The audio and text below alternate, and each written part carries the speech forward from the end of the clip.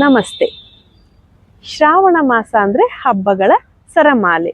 ಎಲ್ಲಿ ನೋಡಿದ್ರು ಆ ಹೂವಿನ ಘಮ ಘಮ, ಧೂಪದ ಕಡ್ಡಿಯ ಘಮ ಘಮ, ಎಲ್ಲಿ ನೋಡಿದ್ರಲ್ಲಿ ಹೆಂಗಸರು ಒಳ್ಳೆ ಬಟ್ಟೆಗಳನ್ನ ಹಾಕೊಂಡ್ಬಿಟ್ಟು, ಕಲರ್ಫುಲ್ ಬಟ್ಟೆಗಳನ್ನ ಹಾಕೊಂಡ್ಬಿಟ್ಟು ಆ ಗಾಜಿನ ಬಳೆಗಳ ಸದ್ದು, ಪೂಜೆ ಮಾಡೋದು ಎಷ್ಟು ಚಂದ ಅಲ್ವಾ ನೋಡ್ಲಿಕ್ಕೆ.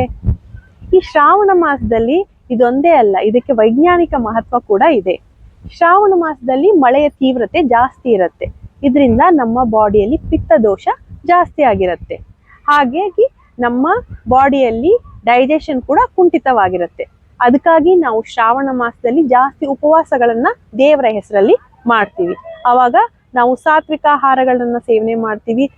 ಹಣ್ಣು ಹಂಪಲಗಳಿರ್ಬೋದು, ಮತ್ತೆ ಈಸಿಯಾಗಿ ಡೈಜೆಸ್ಟ್ ಆಗತಕ್ಕಂತಹ ಫಲಹಾರಗಳನ್ನ ಸೇವನೆ ಮಾಡೋದ್ರಿಂದ ನಮ್ಮ ಡೈಜೆಷನ್ ಪವರ್ ಅನ್ನ ಇಂಪ್ರೂವ್ ಮಾಡ್ಕೊಳ್ಳಿಕ್ಕೆ ಸಾಧ್ಯ ಆಗತ್ತೆ.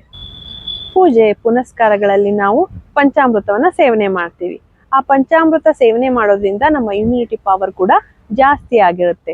ಈ ಟೈಮ್ನಲ್ಲಿ ನಮ್ಮ ಇಮ್ಯುನಿಟಿ ಪವರ್ ಕಡಿಮೆ ಆಗಿರೋದ್ರಿಂದ ನಾವು ಈ ಟೈಮಲ್ಲಿ ಬೆಲ್ಲ ಆಗಿರ್ಬೋದು, ಜೀರಿಗೆ, ಶುಂಠಿ ಅಂತ ಕಷಾಯಗಳನ್ನ ಮಾಡ್ಕೊಂಡು ಕುಡಿತೀವಿ.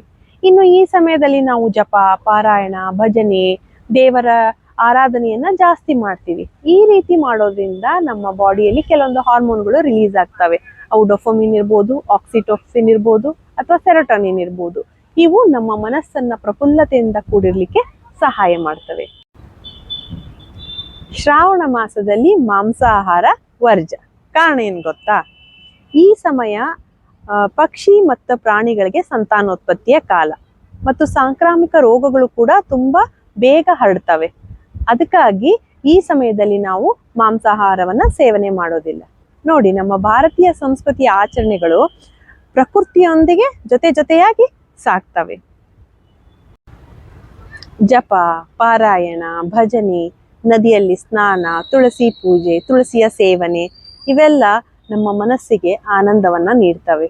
ಇಷ್ಟೇ ಅಲ್ಲದೆ ಇದು ನಮ್ಮ ಕಾನ್ಶಿಯಸ್ ಲೆವೆಲ್ ಅನ್ನ ಇಂಪ್ರೂವ್ ಮಾಡತ್ತೆ. ಶ್ರಾವಣ ಮಾಸ ಅಂದ್ರೆ ಬರೀ ಧಾರ್ಮಿಕ ಮಾಸವಲ್ಲ, ಇದು ನಮ್ಮ ದೇಹ ಮನಸ್ಸನ್ನ ಶುದ್ಧೀಕರಿಸುವ ಆಧ್ಯಾತ್ಮಿಕ ಚಕ್ರ. ಸರ್ವೇ ಸಂತು ನಿರಾಮಯ.